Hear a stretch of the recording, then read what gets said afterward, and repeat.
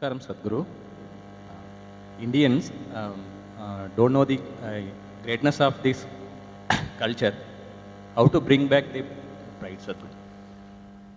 I think one thing we have to do is rewrite a more responsible history of what has happened in this land for a long time.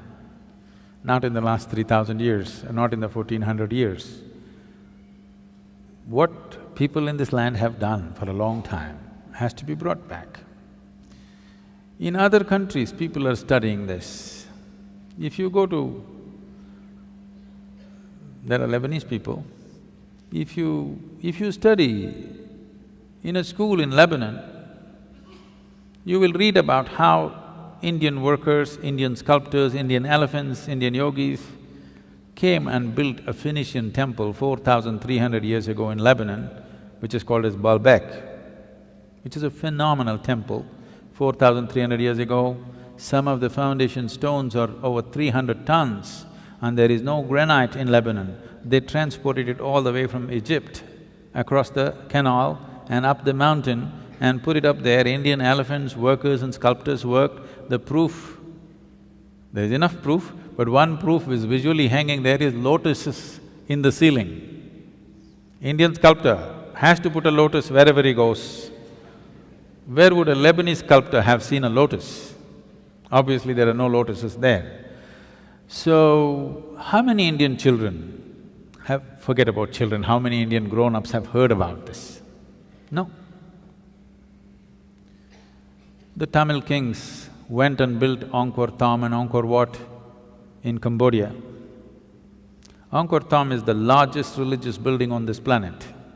The intricacy and the engineering, the sheer design and engineering of how these temples are built, if you go and see, you will feel proud of being a human being, because if human beings can think something like this 1,000 years ago and manifest it, it is too much.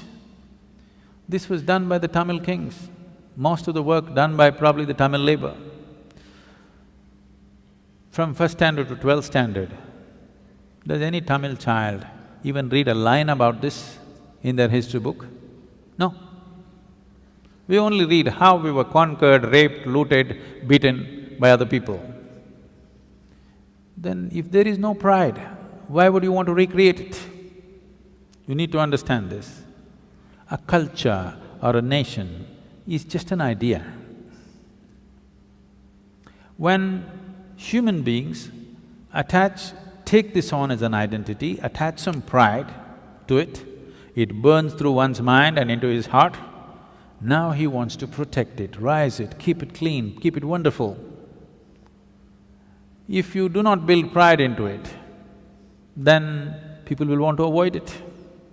Everybody will want to avoid it. Now, whatever you think is most successful in the world, you will want to imitate that.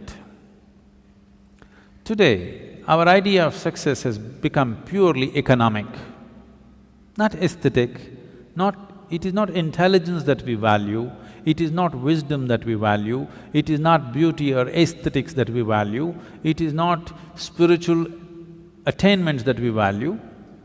Who is the big man in Coimbatore, if I ask?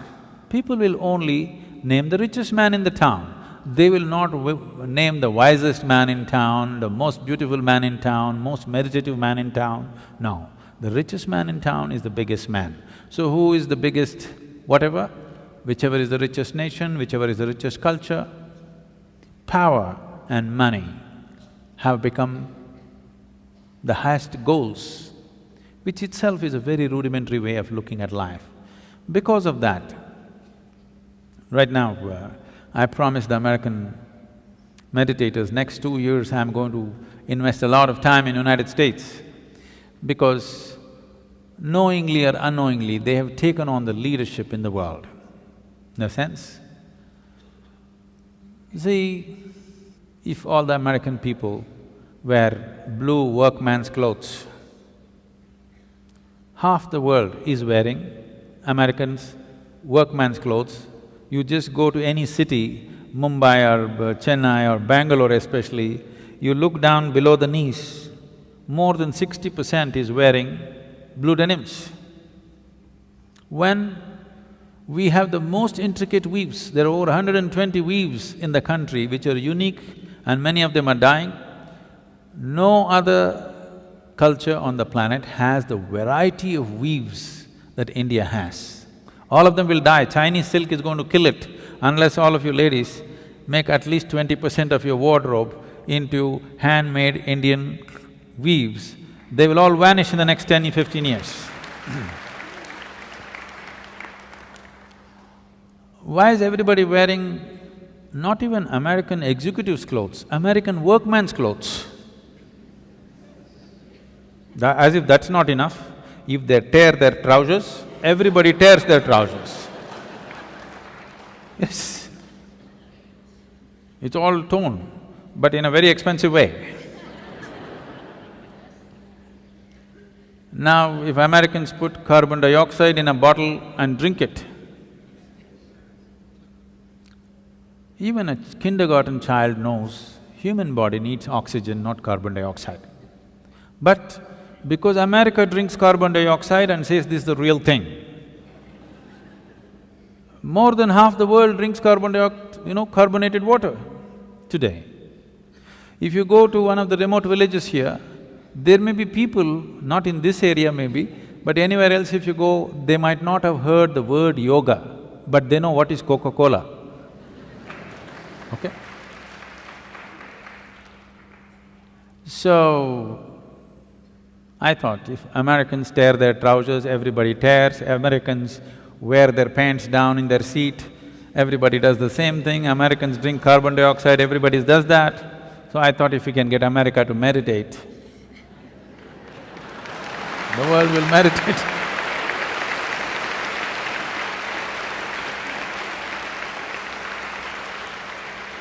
So, we are doing a little bit of a big push in the next 2 years in United States.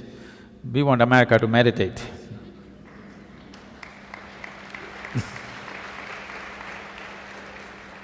They're kind of getting ready, they're tired of the carbonated water.